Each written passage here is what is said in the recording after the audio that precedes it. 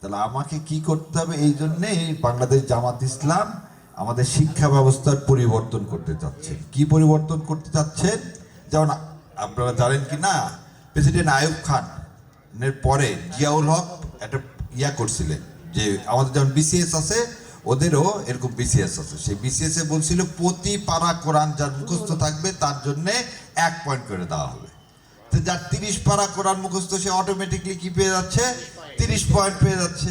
100-র মধ্যে সে 30 আগায় থাকলো, আর 70-এর তাকে প্রশ্নের উত্তর দিতে হচ্ছে। সেজন্য পুরা পাকিস্তানের সবাই হাফেজ হওয়া শুরু করে দিলেন। কেন এই কাজ করছিলেন? এই কাজ এই কারণে করছিলেন যে একটা মানুষের পারসেপশন কি, যে হাফেজ যে কোরআন মুখস্থ করেন তার কলবে সবসময় কোরআন থাকবে, তাই না?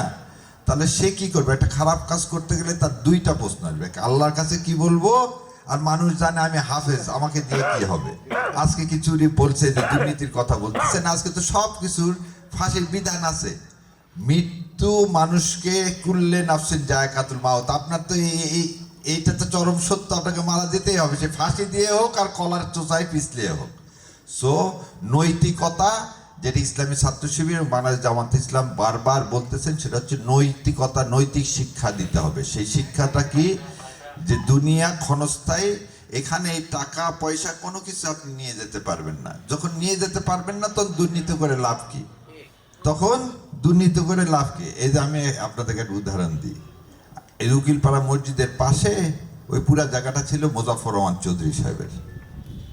আজকে ওখানে দেখেন তো কারা বাস করে। সম্পদ যদি সন্তানকে রক্ষা করতে পারত, তাহলে ওখানে হাই রাইজ বিল্ডিং উঠতো না, আর ওখানে এত মানুষ ফ্ল্যাট কিনতো না। তার মনে হয়েছে মন থেকে এই জিনিসটা প্রথমে আল্লাহকে ভয় করলে ইনশাল্লাহ এ সমাজ থেকে আমি দুর্নীতি করব না, কাউকে দুর্নীতি করতে দিব না, আমি ভোট চুরি করব না, কেউ ভোট চুরি করতে দিব না, ভোট চুরি করতে আসলে প্রতিহত করব, তাই না? ঠিক সেরকম দুর্নীতি আমি করব না, কাউকে করতে দিব না। যতদিন ইসলামী ব্যাংক বাংলাদেশ জামাত ইসলাম পরিচালিত করছে, এরকম ঋণ খেলাফি ছিল?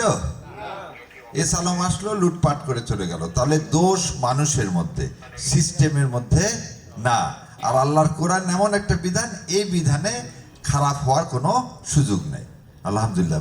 সিগারেট আমাকে দেন, আমি বলে দিচ্ছি।